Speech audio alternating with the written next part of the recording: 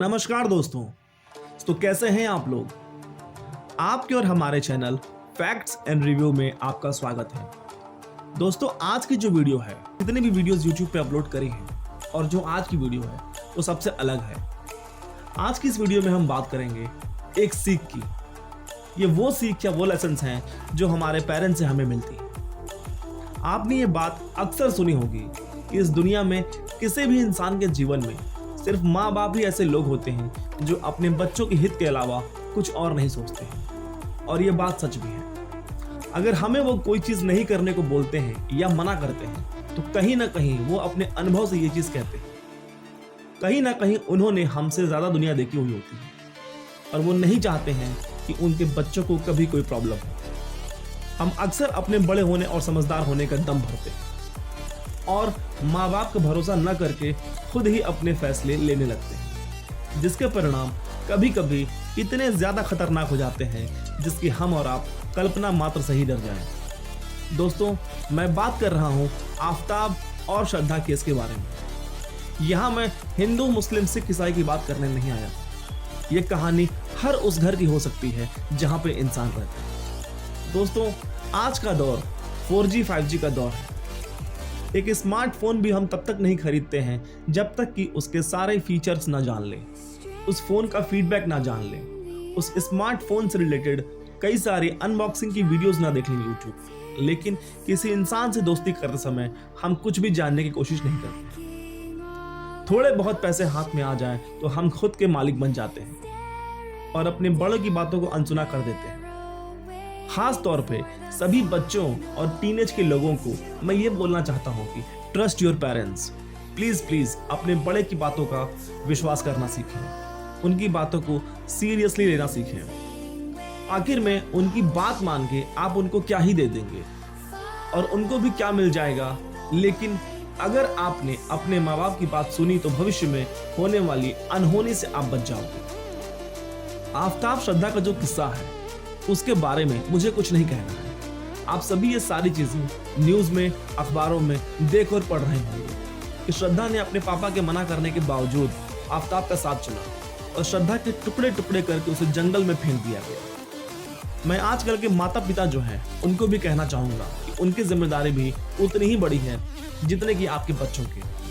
आजकल के पेरेंट्स दिन भर अपने फोन में ही खोए रहते हैं, फेसबुक चलाते रहते हैं, यूट्यूब पर लगे रहते हैं और तमाम सारे फेमस सेलिब्रिटीज की वीडियोस देखते रहते हैं। उनके बारे में जानना, उनको फॉलो करना, बस यही करते रहते हैं। मतलब कि दुनिया भर की जानकारी होती है उनको, लेकिन उनके खुद के घर में क्या चल रहा है इसकी उनको कोई जानकारी नहीं। पेरेंट्स के साथ साथ उन भाइयों की भी जिम्मेदारी होती है कि वो बहनों के साथ बात करें, उनको प्यार से उनके अच्छे बुरे के बारे में समझाएं।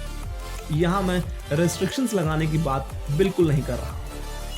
कई सारे लोग ऐसे भी हैं हमारे बीच में जो ये बोल रहे हैं कि जो हुआ वो अच्छा हुआ। जिस लड़की ने अपने पिता की बात नहीं मानी उसके साथ ऐसा ही होना चाहिए था, लेकिन ये सोच ठीक नहीं है। ऐसी घटनाएं पहले भी हुई हैं और आगे भी होंगी। ये सब तभी जाके रुकेगा जब इसके खिलाफ कोई मजबूत और कठोर कानून बनाया जाए। ऐसे मामलों की सुनवाई फास्ट ट्रैक तरीके से की जाए और 30 दिन के अंदर ही इंसाफ हो जाए। लेकिन साथ ही साथ हम सबकी भी कुछ जिम्मेदारियां हैं, उस पर मैं बात करूंगा अभी। दोस्तों, एक चीज़ और भी है जो हम सबको सोचने की ज़रूरत है। ये जितने भी सेलिब्रिटीज़ हैं और इन्फ्लुएंसर्स हैं जो कि पब्लिक लाइफ में रहने वाले लोग हैं, जिनकी सोशल मीडिया पे ज़बरदस्त रीच होती है, लाखों करोड़ों में इनके फॉलोअर्स होते हैं और छोटे से छोटे इवेंट में ये लोग अपने रिएक्शंस, अपने पिक्चर शेयर करते हैं। लेकिन जब भी ऐसी कोई घटना होती है तो ये सब खामोश हो जाते हैं। कोई सोशल रिस्पॉन्सिबिलिटी नहीं समझते ये अपनी। अगर ये एक पोस्ट या ट्वीट कर दें तो उससे लाखों लोगों में अवेयरनेस आ सकती है, क्योंकि इनको देखने और फॉलो करने वाले लोग बहुत हैं, लेकिन वो ऐसा नहीं करते, जो कि बहुत दुख की बात है। दोस्तों, हर एक चीज सरकार को करनी चाहिए, ये वाली सोच सबसे पहले बदलनी होगी। हमारा हित सबसे पहले हमारे हाथों में होगा। और मेरा ये मैसेज उन सभी नई जनरेशन्स और टीनेजर्स के लिए है। उन्हें अपनी इमेजिनेशन वाली दुनिया से बाहर निकल के वास्तविक दुनिया की सच्चाई को देखना चाहिए। आप सब बस दिन भर movies, web series, YouTube, parties इनमें ही लगे रहते हैं। इन पे दिखाए जाने वाले सीन्स सिर्फ काल्पनिक होते हैं। जिनका रियलिटी से कोई लेना देना नहीं होता और आपको ये लगता है कि आपके लाइफ में भी ऐसा ही होगा। आपका एक गलत कदम, आपकी एक छोटी सी गलती आपके जीवन को बर्बाद कर सकता है। दोस्तों, ये ज़माना बहुत ही तेजी से आगे बढ़ रहा है, तो हमें और आपको भी उसके हिसाब से ही चलना पड़ेगा। हमें ये देखना होगा कि हमारे चारों ओर क्या चल रहा है। दोस्तों, प्यार मोहब्बत करो, लेकिन आंख नाक कान सब खोल के, साथ में बड़ों की बात भी सुनो, फ्रेंड्स की राय भी लो। और मैं ये कोई सिर्फ लफाजी नहीं कर रहा हूँ। दिन के 2-3 ऐसे ही इंसिडेंट्स रोज होते हैं, लेकिन आपको पता नहीं होता है, क्योंकि आपको तो रील्स देखने और इंस्टाग्राम चलाने से फुर्सत ही नहीं मिलती। NCRB के डेटा के अनुसार हर 10 में से 1 मौत का कारण यही प्यार मोहब्बत होता है और यही क्रम पिछले 7 सालों से चला आ रहा है। 28,000 औरतों का किडनैप कर लिया जाता है 1 साल के अंदर, ताकि उनसे जबरदस्ती शादी की जाए। 13,000 लोग ऐसे हैं जिन्होंने सिर्फ इसलिए सुसाइड कर लिया क्योंकि उन्हें प्यार में धोखा मिल गया था। एक सोसाइटी के तौर पे हम इतना चुप क्यों रहते हैं? ये हम सबको सोचने की बात है। हम सबको बोलना सीखना होगा, हमें जागरूक रहना सीखना होगा। यहाँ हर एक इंसान बस पैसा कमाने में लगा हुआ, अपने घर परिवार को संपन्न करने में लगा रहता है, लेकिन समाज के प्रति अपनी कोई जिम्मेदारी नहीं समझता। आज के समय पे जितना हो सके हमें इसके बारे में बात करनी पड़ेगी। अगर ऐसे मौकों पे हमने अपनी जिम्मेदारियों से मुंह मोड़ लिया तो इसकी बहुत बड़ी कीमत चुकानी पड़ेगी। आज दूसरे की घटना समझ के आप खामोश रह जाएंगे, लेकिन याद रखिएगा, कल को वहां आप भी हो सकते हैं और उस समय लोग आपको पूछने भी नहीं आएंगे, क्योंकि आपने कभी उन्हें वो एहसास ही नहीं कराया हुआ होता है कि आप भी लोक समाज में दखल रखते हैं। हमारे देश में कुछ भी हो जाए तो लोग सीधे प्रधानमंत्री से सवाल करते हैं, क्योंकि उन्हें पता है वहां से कोई जवाब आएगा ही नहीं। आपको सवाल ही करना है तो अपने लोकल नेता से करिए, अपने पास के मुखिया से करिए, आपके लोकल विधायक जो हैं उनसे सवाल करिए, उन्हें उनकी कमी का एहसास कराइए। लेकिन वो आप करेंगे नहीं, क्योंकि आप भी जानते हैं कि फिर वो आपको छोड़ेगा नहीं। क्या करें, ये दुनिया ऐसा ही बनती जा रही है। सबसे पहले हमें शुरुआत अपने घर से करनी पड़ेगी। हमें अपने घर को मजबूत करना पड़ेगा। अगर हमारा घर मजबूत होगा तो हमारा देश मजबूत होगा। आप अपनी जिम्मेदारियों से नहीं बच सकते हैं। आपकी इग्नोरेंस एक दिन आपकी ही जी का जंजाल बन जाएगी। रामधारी सिंह दिनकर जी की एक कविता है, उसमें वो कहते हैं कि समय शेष है नहीं पाप का, भागी केवल व्याध, जो तटस्थ है समय लिखेगा उनके भी अपराध। अगर जहां बोलना है वहां बोला ही नहीं तो समय आने पे उसके लिए आपको भरपाई करनी पड़ेगी। हमारे देश की मीडिया की भी यहाँ सबसे भारी कमी है कि वो दिन भर बस लड़ाई झगड़ों वाली डिबेट कराते रहते हैं, क्योंकि खबरों से ज्यादा टीआरपी से मतलब होता है उन्हें। जिस चैनल के जितने व्यूज उतनी टीआरपी और उतने ही पैसे हैं। क्यों ना सारी मीडिया एक बार डिसाइड कर ले कि वंस फॉर ऑल सभी खबरों को ब्लॉक किया जाए और दिन भर बस यही खबर चलाई जाए, ताकि सरकार के कानों तक ये बात जाए। और ये सब तब तक बंद ना हो जब तक कि कोई फैसला ना आ जाए। साथ ही साथ हमें और आपको भी समय निकालना होगा, अपने दोस्तों, अपने रिलेटिव से मिलना होगा, उनसे बातें करनी होगी। वो लोग कहा करते हैं ना कि सर आप फ्री कब हैं, आप फ्री कब हैं।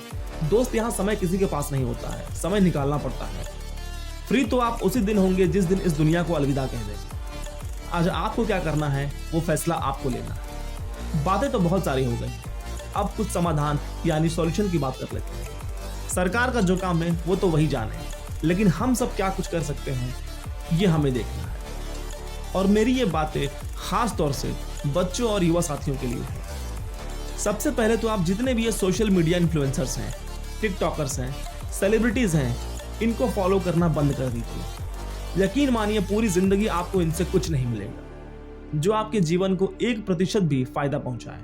कहते हैं ना कि संगत का असर होता है, तो सही कहते हैं। साथ ही साथ आप उनको फॉलो कर सकते हैं जो स्पोर्ट्स एक्टिविटी में हो, साइंस एंड इनोवेशन के फील्ड में जिन्होंने देश में अपना नाम बनाया हो। आर्मी पर्सनल्स को भी आप फॉलो कर सकते हैं। देखिए उनकी स्टोरीज कि वो कैसे रहते हैं, किन कठिनाइयों के बावजूद उन्होंने अपने जीवन में सफलताएं पाई हैं। किसी भी नए इंसान से दोस्ती करने से पहले उनको अच्छे से जान ले और समझ ले। खुद को नहीं समझ आ रहा है तो घर के बड़ों से पूछिए और उनकी बात मानिए। अपने फैमिलीज, फ्रेंड्स में, दोस्तों में जब भी आप बैठे हो तो अननेसेसरी टॉपिक पे बात करने के बजाय कुछ मिनट्स ऐसे इंसिडेंट्स पे भी बात करिए। सिचुएशंस के अच्छे बुरे पहलुओं को समझने का प्रयास करिए। सोशल मीडिया की इतनी पहुंच है आज के समय में, तो वहां पर भी पोस्ट करिए ताकि ढेर सारे लोगों में इसको लेके जागरूकता बढ़ाई जा सके। जब भी फ्रेंड्स या दोस्तों के साथ कहीं भी बाहर जाएं तो घर में बता के जाएं। अगर घर में बताना पॉसिबल ना हो तो कोशिश करें कि कम से कम 2 ऐसे खास लोगों को बताएं जिनसे आपका क्लोज कनेक्शन है और अक्सर आपको उनसे बातचीत होती रहती है। मेरा ये एक छोटा सा प्रयास था, वो मैंने किया। अब आपकी बारी है और मेरी आपसे एक रिक्वेस्ट है कि इस वीडियो को लाइक करें या ना करें और मेरे चैनल को सब्सक्राइब करें या ना करें, लेकिन इस वीडियो को कम से कम 1 लोगों तक शेयर जरूर करें। Thank you so much. जय हिंद।